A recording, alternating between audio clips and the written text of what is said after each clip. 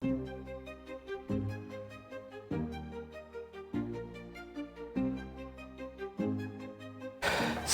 fəsil Vəhiy kitabından gəlin bir yerdə oxuyaq. Quzu 7-ci möhürü açanda göydə təxminən yarım saat sükut yarandı.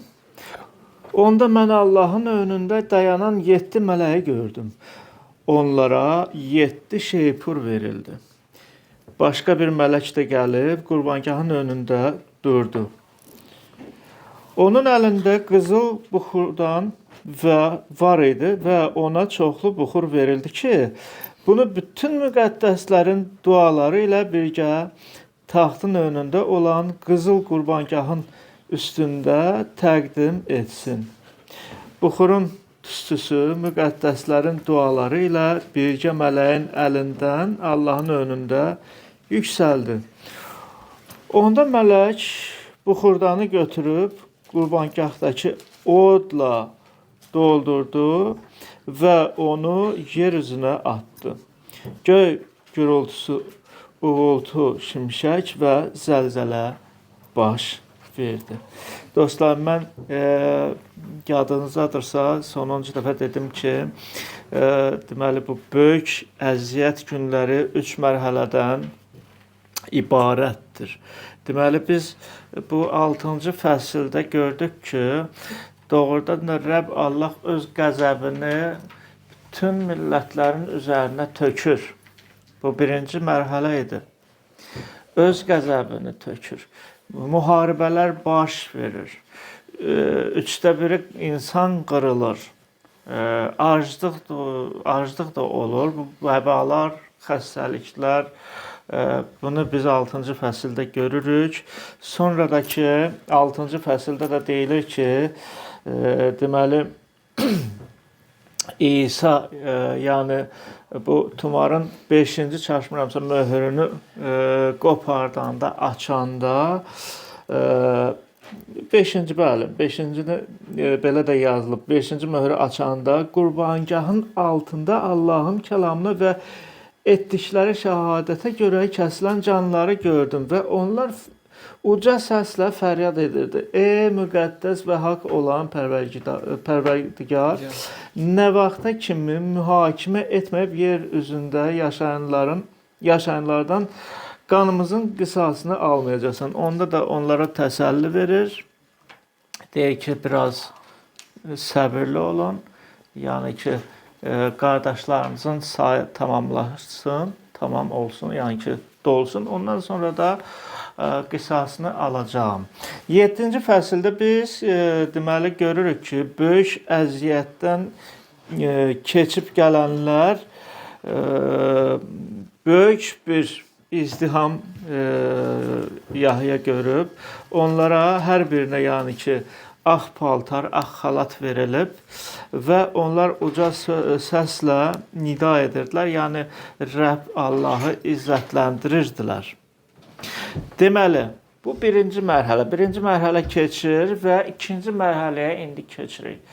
Əgər biz burada gördük ki, Rəbb Allah, yəni bütün millətləri İsraildən söhbət getmir, İsrail xalqından yox, başqa bir millətlər, yəni bütün xalqları mühakimə edir və o xalqlardan yenə də hələ də Rəbbə müraciət, Rəbbə axtaran var, amma çox o qədər də böyük sayda deyildi. Baxmayaraq ki, 7-ci fəsildə biz oxuyuruq ki, böyük bir saysız hesabsız yazılıbdır.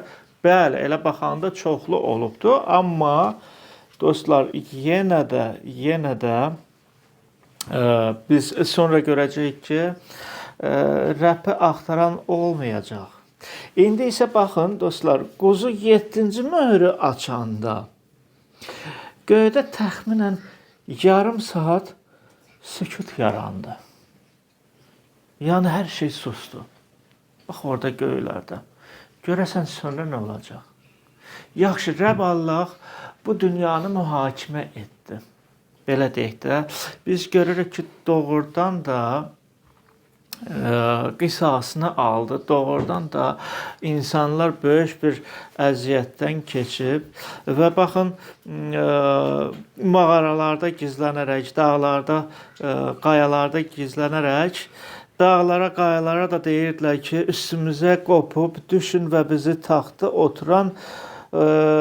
oturanın üzündən quzunun yəni qəzəbindən gizlədin.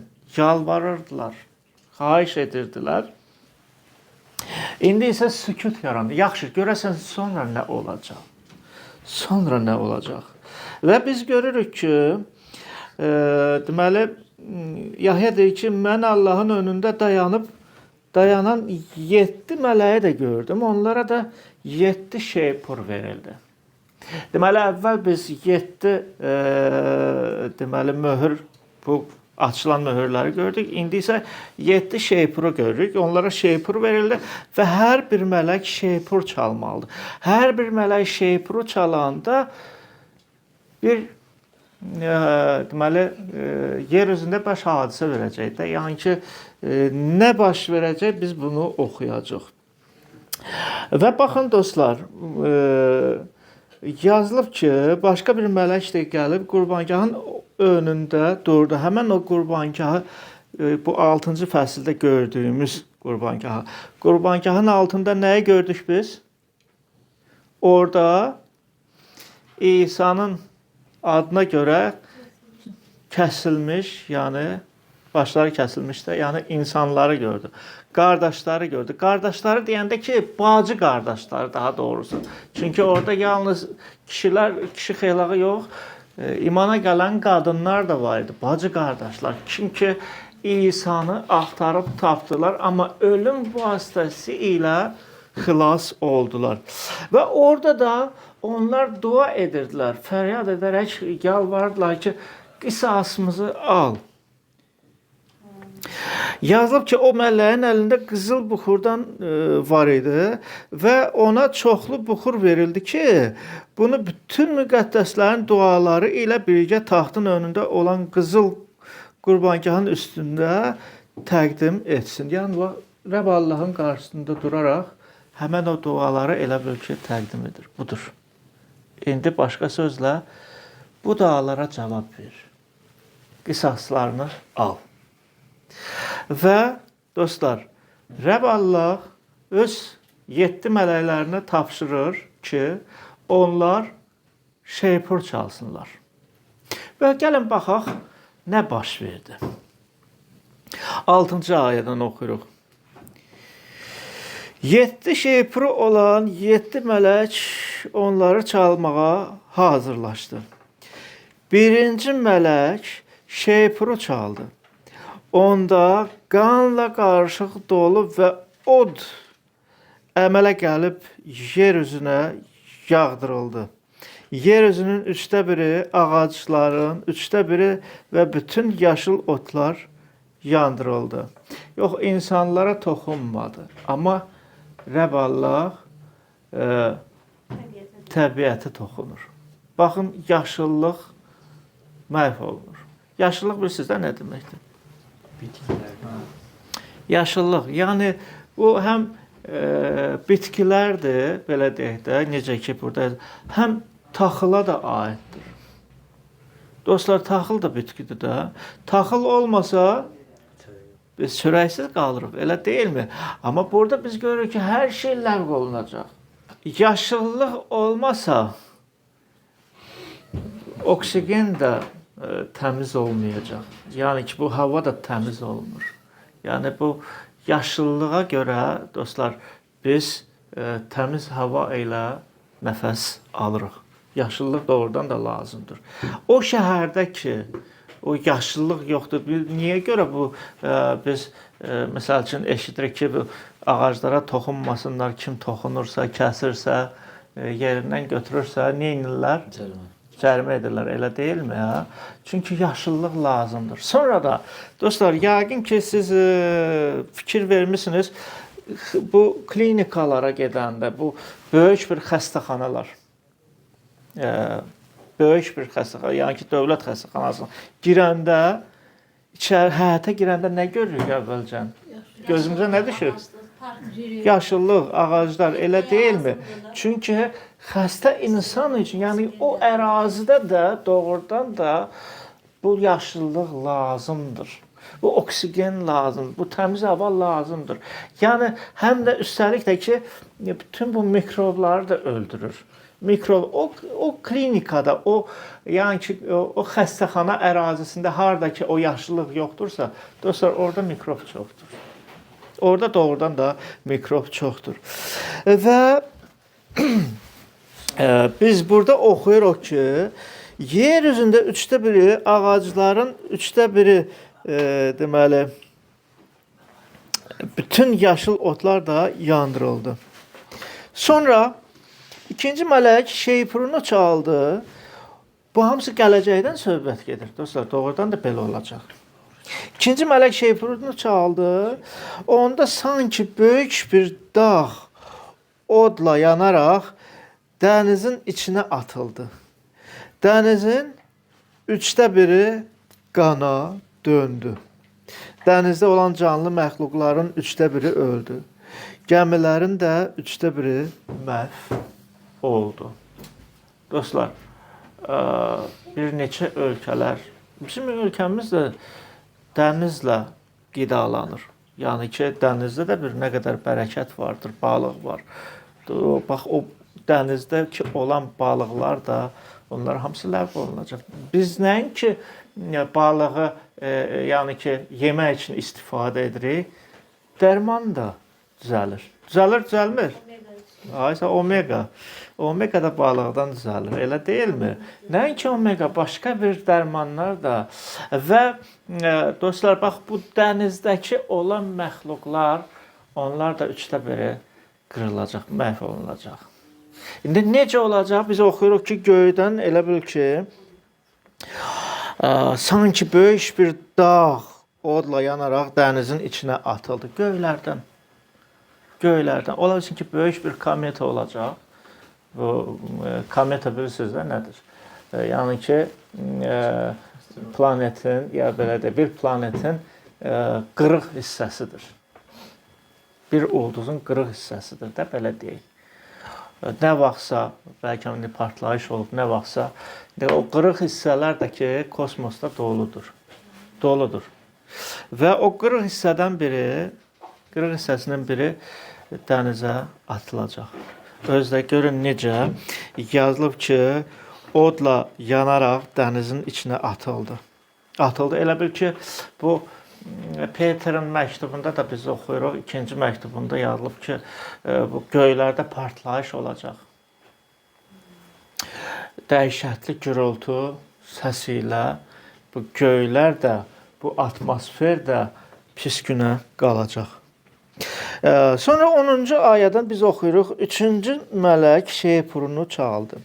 Onda göydən məşəl kimi yanan böyük bir ulduz enib, çayların 1/3 və su qaynaqların üstünə düşdü. O, ulduzun adına Yovşan deyilir. Suların 1/3 Yovşana döndü. Çoxlu adam sulardan öldü. Çünki sular acı olmuşdu. Yovşan belə bir bitkidir də, çox belə acı bitkidir, dostlar. Onu doğrudan da elə istifadə etmək olmaz, onu qəbul etmək olmaz. Bax, burada da elə ona bənzər. Siz təsəvvür edin, biz hansı sudan istifadə edirik? Şor sudan mı ya, çay sulardan? Şirin sudan, çay sudan. Çay sulardan, elə deyilmi? Dəniz suyundan, yalnız dənizə gedib, yəni orada istirahət edə bilərik, elə deyilmi? Amma hər bir insanın adi, təmiz, şirin çay suyundan ehtiyacı vardır. Məsəl üçün, bu su anbarları var bizdə, Ceyranbatan anbarı, belə deyək də, bu su anbarıdır da, quruyacaq. Nəinki quruyacaq, acılıq olacaq. Onu istifadə etmək olar. Susuz qalmaq olarmı?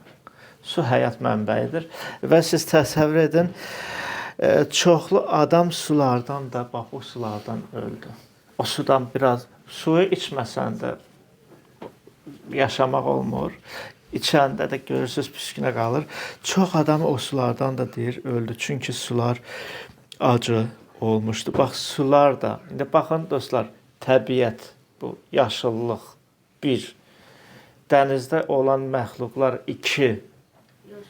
Əməlli başlı böyük bir faciədir, katastrofdur. Sonra bu şirin sular, çaydakı olan sular, qaynaqlar, bunlar hamısı elə bil ki 3də biri məhv olunur. 12-ci ayədən oxuyuruq. 4-cü mələk şeypuru çaldı. Onda nə oldu sizcə? Sizcə nə oldu? Oxuyun.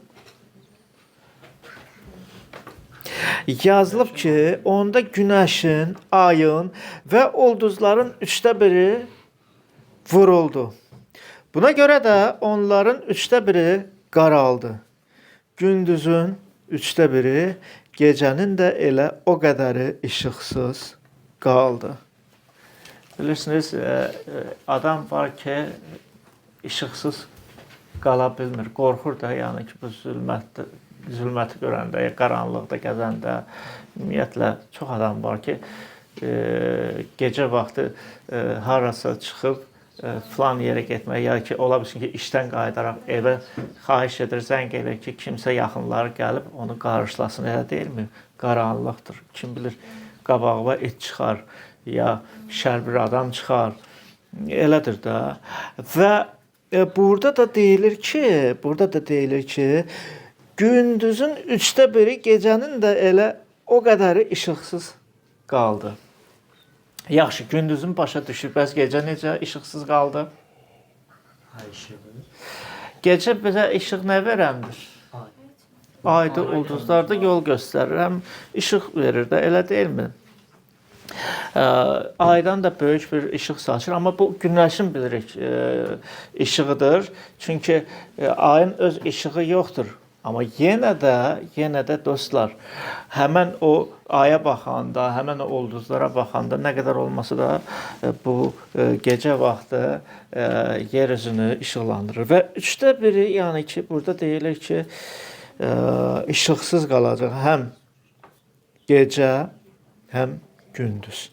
Sizcə dostlar, biz bir tərəfdən bunu oxuyuruq ki, bu Rəbb Allahın qisasıdır da. Burada onun mərhəmətini görə bilərikmi ya yox? Görürük də. Görürsüz ya yox? Görürük çünki. Nədə görürsüz? Hamısını birdən qaranlıq eləmir də, 3də birini. Hamısını birdən, hamısını birdən, yəni 3də birini.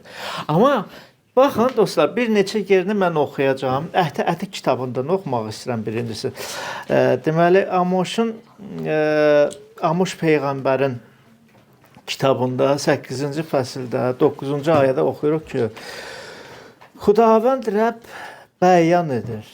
Həmin gün, yəni bu böyük əziyyət günlərdən söhbət gedir, bu qiyamət günlərdən söhbət gedir. Həmin gün günorta günəşi, deməli günorta günəşi batıracağam.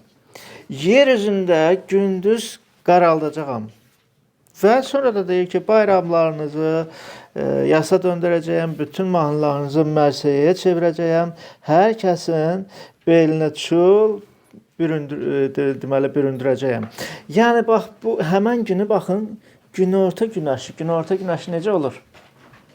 Güneş çok isti olur. Çox işıqlı, həm isti, başının üstündədir də. Həmən o, siz təsəvvür edin, saat təxminən neçə olur? 1-2, hə? 1-2-yə çatan kimi o saat gecə gəlir, yaxınlaşır. Gün neçə saatdan ibarətdir? Təxminən 12 saatdan, elə deyilmi? İndi isə 12 saatdan yox, təxminən 6 saatdan. Gün 6 saatdan ibarət olacaq. Və gecə isə zülmətə dönəcək. Yəni ki, bir var adi bir qaranlıq olsun, bir var da ki, zülmət olsun. Yəni ki, nə ayı görəcəksən, nə ulduzları görəcəksən. Bax, belə bir günlər gələcək. Mən bir də Matanın kitabından oxumaq istəyirəm. Baxın, necə yazılıb. 24-cü fəsildə 21-ci ayədən oxuyuruq. Çünki o vaxt elə dəhşətli əzab, əziyyət olacaq ki, dünyanın başlanğıcından indiyə qədər beləsi olmayıb və heç olmayacaq da. Əgər, indi diqqətli olun dostlar, əgər o günlər qısalmasaydı, heç bir insan xilas ola bilməzdi. Bax, bu da Rəbb Allahın mərhəmətidir. Burada görəsən, bilirsiniz, burada maraqlı bir sir var. Bu sir də Rəbb Allah Vəhy kitabında açır. Bir tərəfdən biz görürük ki, Rəbb Allah bu dünyanı mühakimə edir. Təbiəti, deməli, biz görürük ki, yaşıllığı, dənizləri, çayları və nəhayət günəşi də vurur. Amma nə üçün bunu edir? Burada biz oxuyuruq ki, əgər bax bu günlər qısalmasaydı, yəni ki, günlər qısalacaq. Biz bayaq dedik ki, gün 12 saatdan ibarətdir, indi isə gün qısalır.